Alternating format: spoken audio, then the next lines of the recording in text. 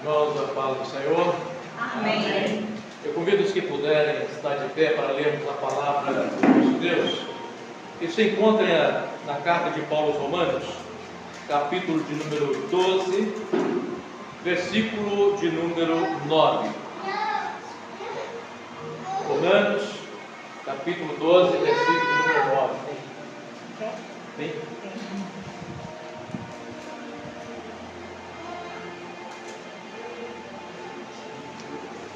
Glória a Deus.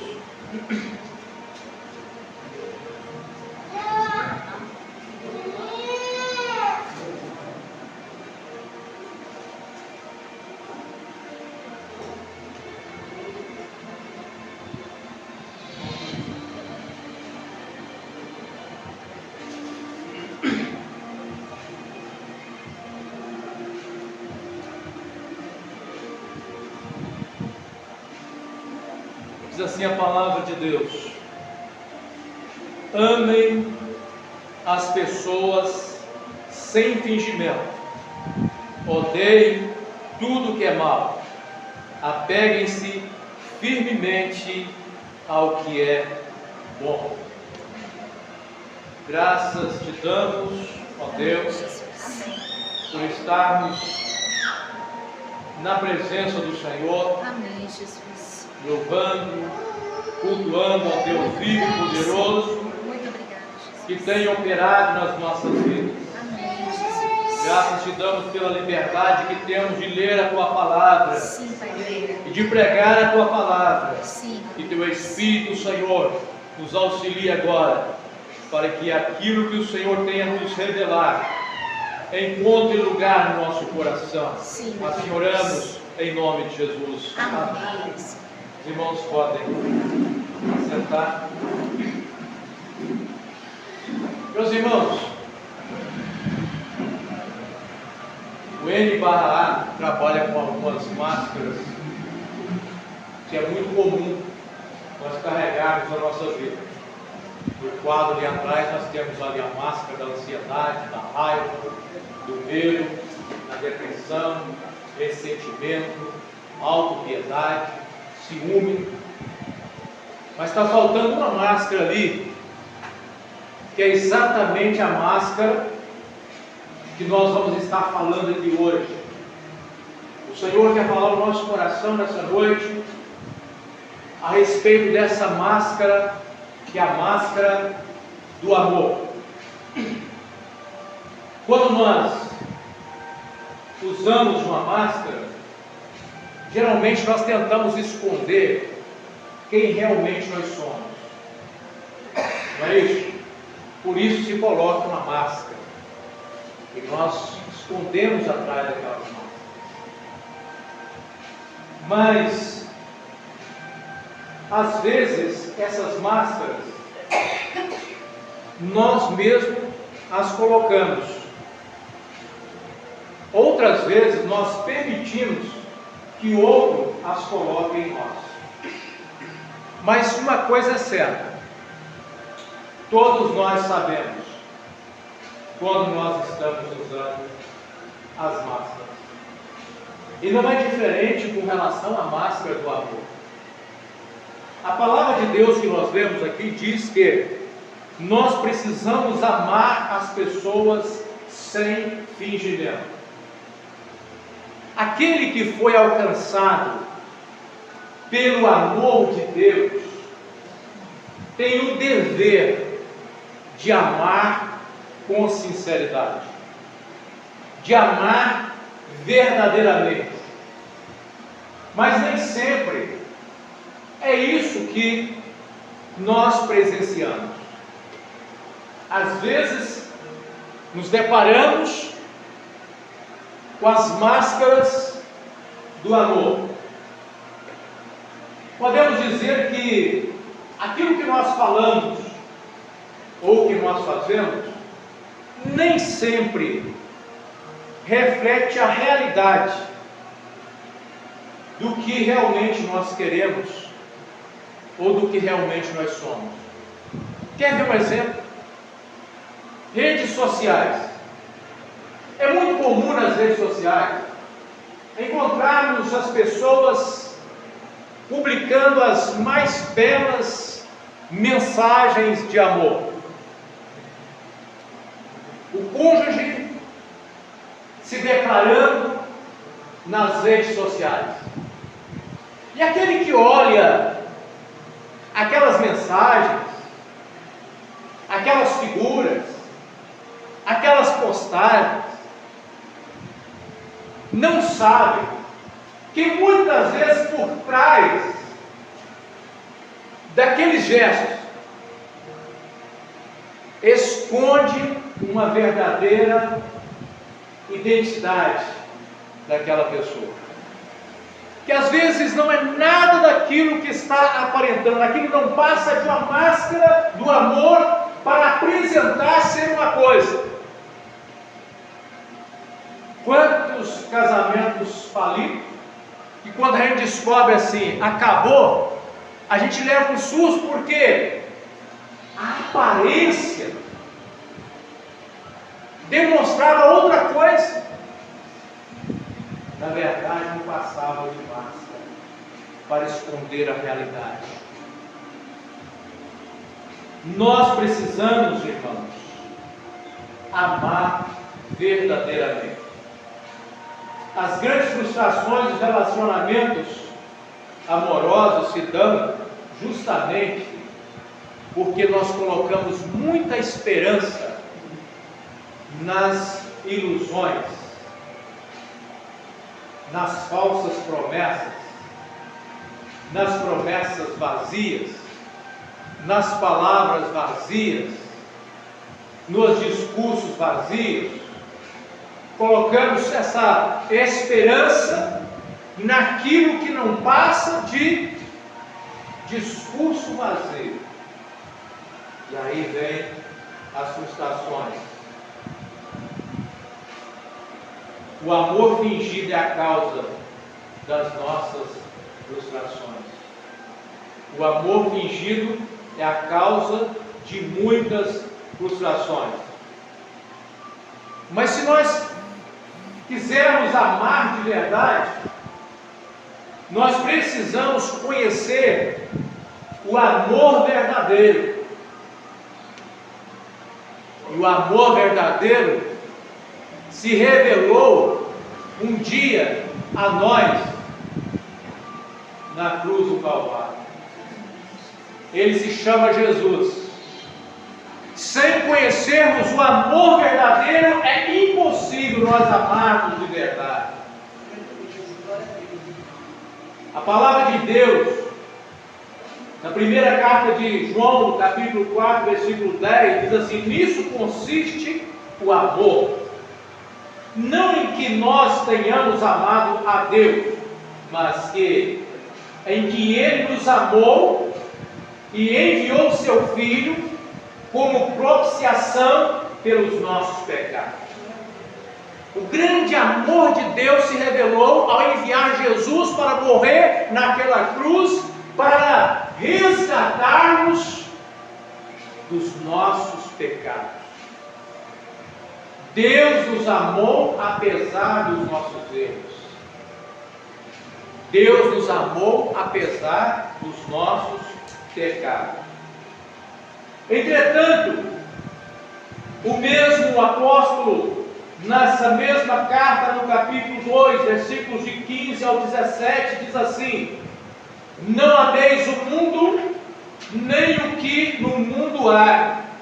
Se alguém ama o mundo, o amor do Pai não está nele. Porque tudo que há no mundo, a concupiscência da carne, a concupiscência dos olhos e a soberba da vida, não é do Pai, mas do mundo. E o mundo passa e a sua concupiscência, mas aquele que faz a vontade de Deus permanece para sempre. O que a palavra de Deus está dizendo? Que aquele que ama o mundo, o amor do Pai não está nele. Ele pode vestir uma máscara de cristão, ele pode demonstrar uma máscara de um amor que na verdade ainda não alcançou a sua vida, porque ainda o amor do Pai não está nele.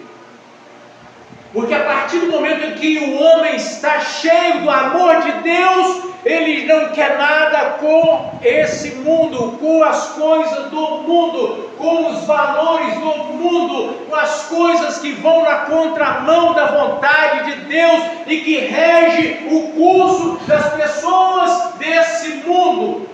Porque o Deus desse século está conduzindo uma multidão para a perdição e para o inferno, mas aquele que foi alcançado verdadeiramente pelo amor de Deus e que ama a Deus, já virou as costas para o mundo. Tudo que aquele que verdadeiramente foi alcançado por amor de Deus quer é viver para Deus. É viver para Deus.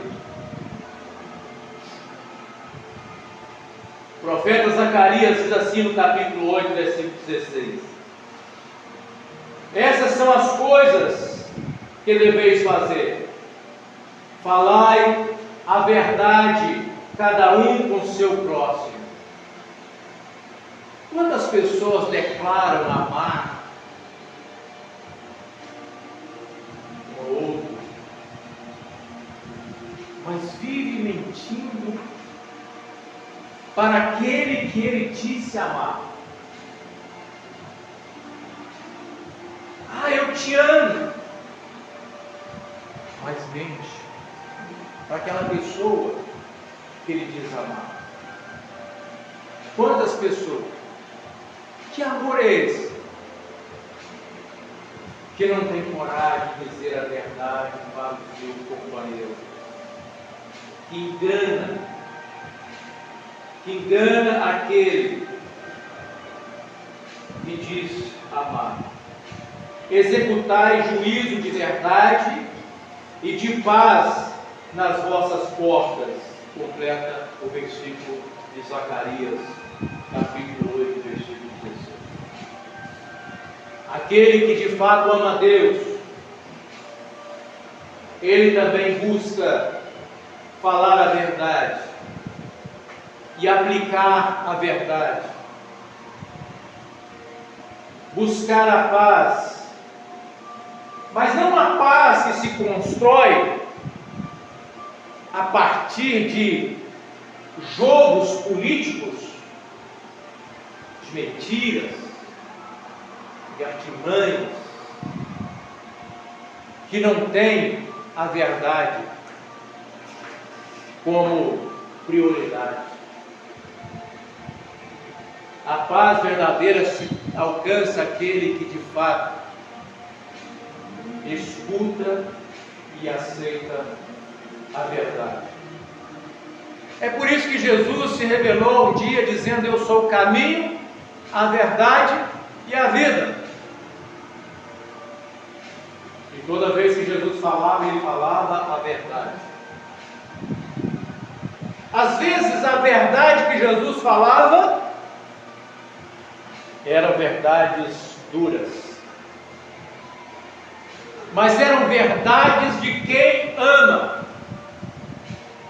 Eram verdades que saíam da boca daquele que verdadeiramente ama e não veio para enganar ninguém. Aliás, o enganador existe desde o princípio da criação, é conhecido na palavra de Deus como o diabo, e tem a figura, a serpente enganadora, desde o início.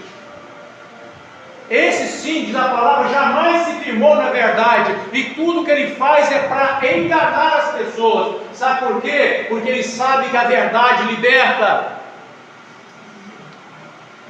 mas a mentira prende o ser humano, ou mantém o ser humano escravizado numa ilusão.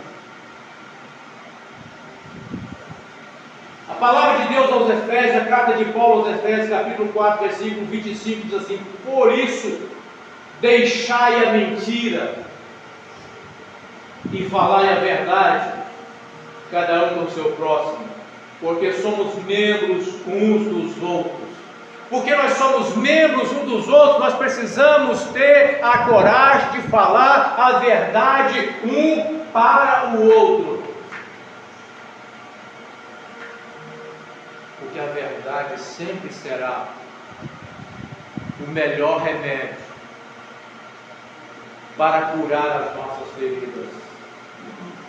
É verdade que para curar algumas feridas, de repente você precisa colocar um tipo de remédio que na hora arde mesmo. Às vezes tem que mexer na ferida, porque se não mexer na ferida não tem como tratá-la. Não é escondendo a verdade de ninguém que nós vamos ajudar as pessoas a serem libertas e viverem como Deus espera que elas vivem. Falai a verdade, cada um com o seu próximo.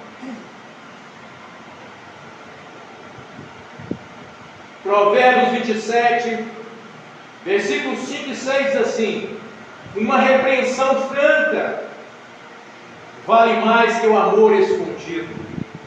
Melhor é o castigo de quem nos ama de verdade do que os beijos dados por um falso amigo. Que coisa maravilhosa! Uma repreensão franca, uma verdade dita da boca que sai da boca de quem ama e que quer o bem da pessoa. É muito melhor do que um amor fingido, do que um amor escondido. O castigo daquele que nos ama tem por trás uma motivação. E essa motivação é o amor. O amor daquele que quer nos ver bem, o que é o melhor para nós. Não é isso? Por que o pai castiga o filho? Porque ele é ruim? Não. Porque ele ama. Porque ele não quer ver o filho no caminho ruim. Porque ele não quer ver o filho perdido, longe, sofrendo. Por isso o pai ama e corrige o seu filho. O Senhor Jesus disse em Mateus capítulo 7, versículo 15: acautelai-vos, porém, dos falsos profetas, que vêm até vós vestidos como ovelhas, mas interiormente são lobos devoradores. Os seus frutos, versículo 16, os seus frutos os conhecereis. Porventura colhem-se uvas dos espinheiros, ou figo dos abrolhos? O Senhor Jesus nos advertiu para que nós tivéssemos muito cuidado com os falsos profetas ou com os falsos mestres. Sabe por quê? Porque eles não têm compromisso com a verdade. Eles não têm preocupação em conduzir as pessoas na verdade. É por isso que são falsos mestres. Porque se tivesse compromisso com a verdade, não seriam chamados de falsos mestres. E Jesus nos advertiu a tomarmos cuidado com eles.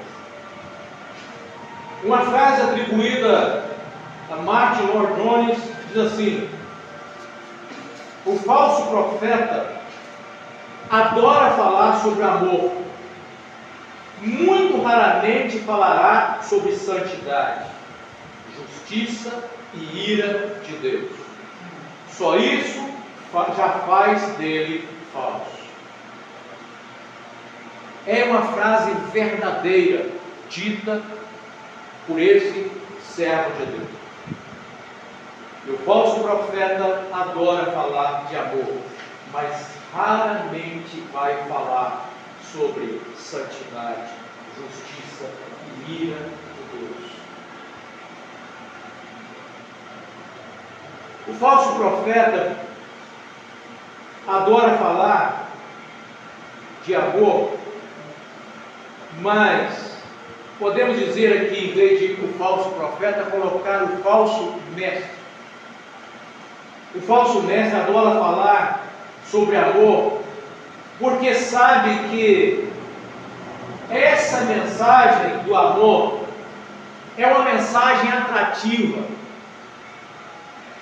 é uma mensagem que atrai. Falar de amor é uma mensagem que atrai. É fácil de aceitar a mensagem que fala de amor, mas a mensagem na boca de um falso mestre sobre amor não passa de um discurso vazio,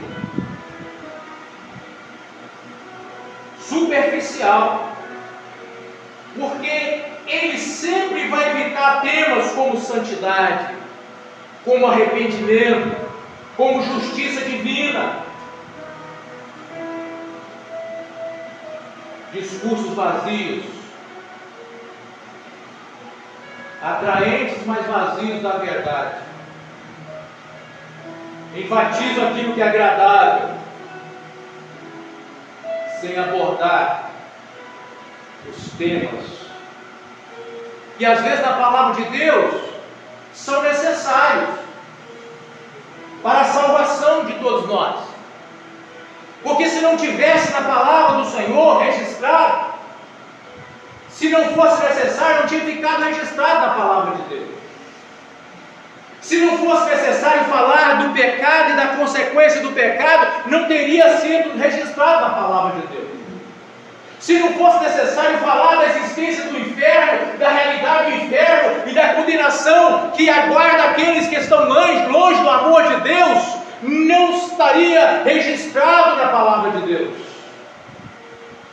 Se não fosse necessário falar da ira de Deus que virá sobre o mundo por causa da desobediência, não estaria registrado na palavra de Deus.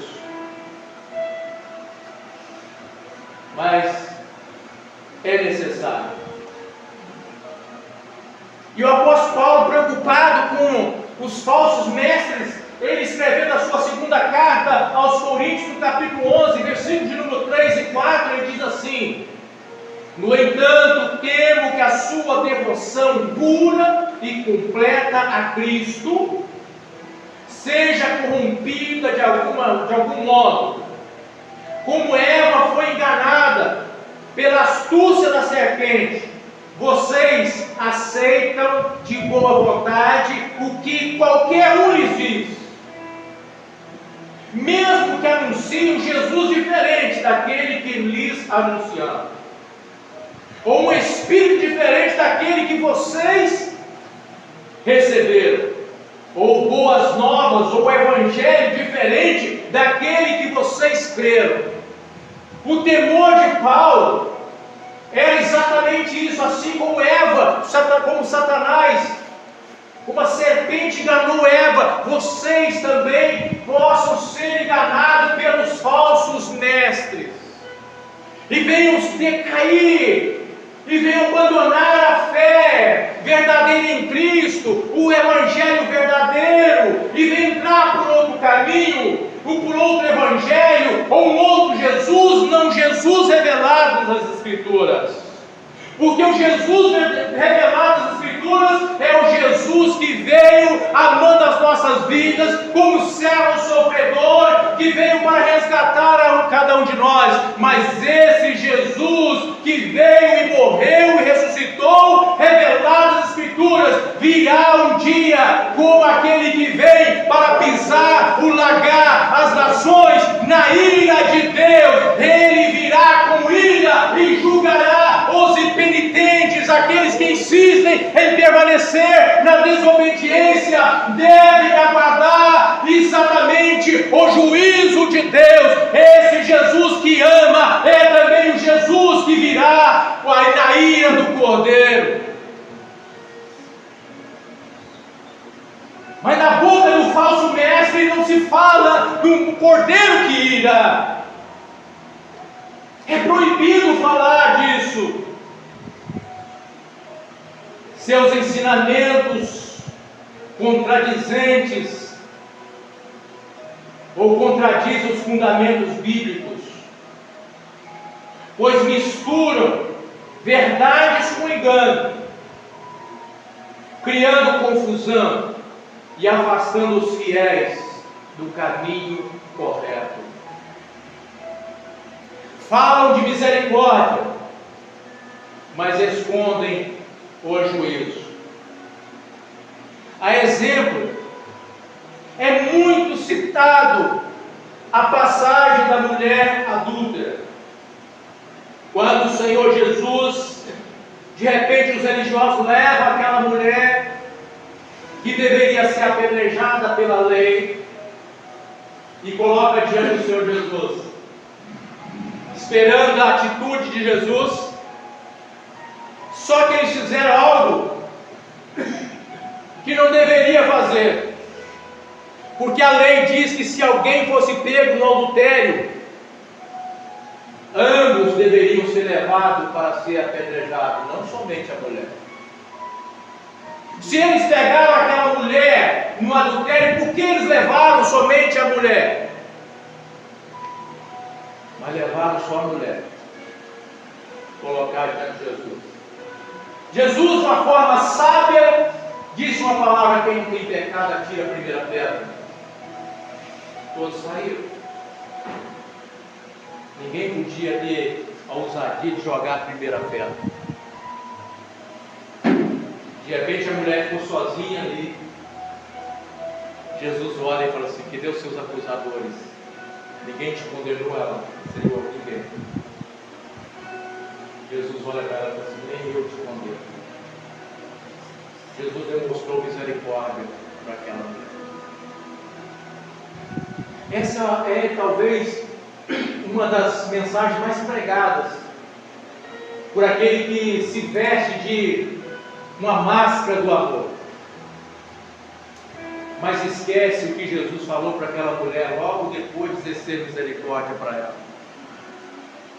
vai e não peques mais. Vai e não peques mais. Jesus não estava ali abraçando o erro daquela mulher. Jesus não estava dizendo que ele estava ali para abraçar aquela pessoa, para que ela continuasse do mesmo jeito. Muitas vezes as pessoas estão só ouvindo a palavra de amor, não escutam do outro lado, e acham que pode viver a sua vida do mesmo jeito, porque conheceu a misericórdia, mas não foi apresentado para ele o juízo que está sobre aqueles que insistem em permanecer na desobediência a Deus. Paulo, escrevendo aos Romanos capítulo 5, versículo 9, diz assim: Paulo diz: assim agora justificado pelo sangue, muito mais ainda seremos por ele pelo sangue, salvos da ira.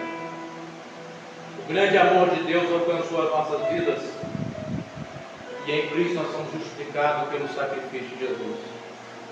E por causa do sangue de Jesus nós seremos salvos da ira. Seremos salvos da ira do Cordeiro por causa do sacrifício do sangue de Jesus. Isso não nos dá direito de viver a nossa vida como se não tivéssemos que obedecer àquele que se tornou Senhor da nossa vida. Porque Cristo é o Senhor da nossa vida. E se Ele é o Senhor da nossa vida, nós devemos obedecê-lo. Devemos obediência ao Senhor. A justiça e a misericórdia de Deus aparentemente parece ser incompatíveis. A justiça envolve a aplicação da merecida punição por uma transgressão.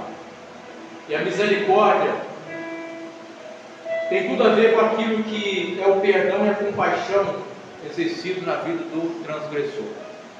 Quando se olha, parece que não há harmonia. Mas na verdade, a justiça e a misericórdia revela o caráter de Deus. Porque Deus é um Deus santo, e porque Ele é santo e justo, Ele não pode ver o mal. Ele não pode compactuar com o erro, porque Ele é santo. Por outro lado, Ele é amor. Porque Ele é amor, Ele oferece misericórdia. É como se fosse dois lados de uma mesma moeda. Só conhecemos verdadeiramente Deus quando nós entendemos quem de fato Deus é. Amor, mas o seu caráter também é justo, é santo. E aquele que foi alcançado pelo amor desse Deus que é justo e santo, também deve amar a Ele e procurar andar de uma forma também justa e santa. A santidade faz parte da vida daquele que foi alcançado pelo Espírito Santo de Deus. Devemos lutar para que a nossa vida seja de fato uma vida que agrade ao Senhor. A palavra de Deus diz que no Evangelho de João, primeira carta de João, capítulo 4, 18, diz assim: no amor não há medo, ao contrário, o perfeito amor expulsa o medo, porque o medo supõe castigo, e aquele que tem medo não está aperfeiçoado no amor. O medo supõe castigo, por quê? Porque o medo supõe que existe um castigo sobre nós. Mas aquele que está aperfeiçoado no amor de Deus não precisa temer o castigo, porque ele já se revestiu do amor de Deus. Ele está em Cristo Jesus. Porque ele está em Cristo Jesus, não há o que temer a ira de Deus. Porque aquele que de fato ama o Senhor Jesus, Jesus diz assim: aqueles que têm os meus mandamentos e obedecem, esses me amam de verdade. Mas se nós não procuramos amar, não procuramos obedecer ao Senhor, significa que nós não amamos o Senhor de verdade. Às vezes que temos são máscaras que precisam ser removidas para aceitarmos de fato o amor de Deus entranhado em nosso ser. A palavra do Senhor diz assim, Hebreus capítulo 10, versículo 26 e 29: se continuarmos a pecar deliberadamente, depois que recebemos o conhecimento da verdade, e continuarmos, já não resta mais sacrifício pelo pecado, mas tão somente uma terrível expectativa de juízo e de fogo intenso que consumirá os inimigos de Deus. Quem rejeitava a lei de Moisés morria sem misericórdia pelo depoimento de 2 ou 3 testemunhas. Quem rejeitava a lei, quem desobedecia a lei de Moisés, bastava o depoimento de 2 ou 3 testemunhas, chegava lá e morria sem misericórdia, apedrejado. Quanto mais severo, olha aqui, mas é misericórdia, mas não estou mais na época da lei, agora é misericórdia. Quanto mais severo, está dizendo que é mais severo, é menos não. Quanto mais severo castigo julgam vocês merece aquele que pisou os pés do Filho de Deus, profanou o sangue da aliança, pelo qual ele foi santificado, e insultou o Espírito da graça.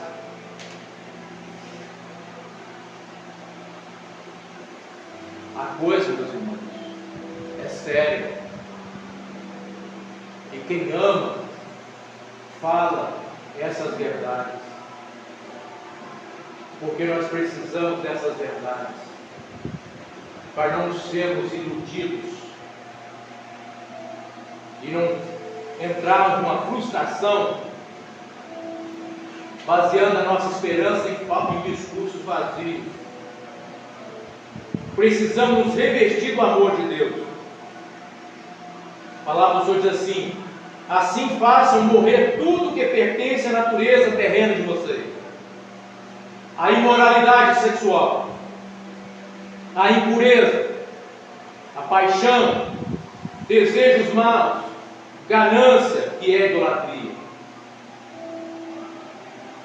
É por causa dessas coisas que vem a ira de Deus sobre os que vivem na desobediência. Então o Evangelho fala de ira de Deus. Os apóstolos pregaram sobre a ira de Deus.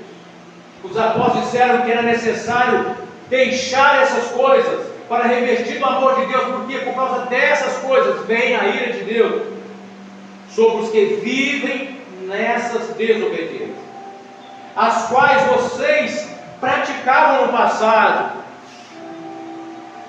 Quem está nessa situação ainda tem esperança, porque pode entregar a vida verdadeiramente em Cristo Jesus, ser resgatado pelo Senhor, transformado e se tornar parte de uma história passada. Porque Paulo diz assim: as quais vocês praticavam no passado, quando costumavam viver nelas. Aleluia! Essas pessoas viviam assim, praticando essas coisas, mas agora eram pessoas que entregaram a vida verdadeiramente para Cristo Jesus, renunciaram esses desejos pelo amor do Senhor Jesus, foram impactados pelo amor de Deus, foram alcançados pelo amor de Deus, se vestiram do amor de Deus. O mundo já não interessava mais para essas pessoas. O que interessava para eles era amar o Senhor e viver para o Senhor, porque eles eram do Senhor. Eles entenderam que pertenciam a Jesus, que não pertenciam mais ao mundo. Mas agora, abandonem todas essas coisas: a ira, indignação, maldade, maledicência, linguagem decente no falar. Portanto, como um povo escolhido de Deus, santo, amado, revistam-se de profunda compaixão, bondade, humildade, mansidão, paciência, suportem-se uns aos outros e perdoem as queixas que tiverem uns contra os outros. Perdoe como o Senhor lhes perdoou. Acima de tudo, porém, revistam-se do amor, que é o elo perfeito. O amor não pode ser em nós uma máscara, tem que ser real. Caso contrário, nós não vamos ajudar ninguém, e muito menos a nós mesmos. A única maneira de nós ajudarmos aqueles que nós amamos é se nós amarmos de verdade. E quem ama de verdade, fala a verdade, cada um com o seu companheiro. Amém? Que Deus possa nos abençoar, para que de fato possamos amar aquele que nos amou primeiro. Que o Senhor possa encher o nosso coração desse amor. Que nós possamos obedecer ao Senhor, não pelo medo do julgamento, mas obedecer ao Senhor com um propósito de agradar aquele que nos amou de uma forma tão especial. Que Deus assim abençoe. Vamos cantar o louvor do Senhor. Vai projetar aí ou vai cantar? Vai projetar.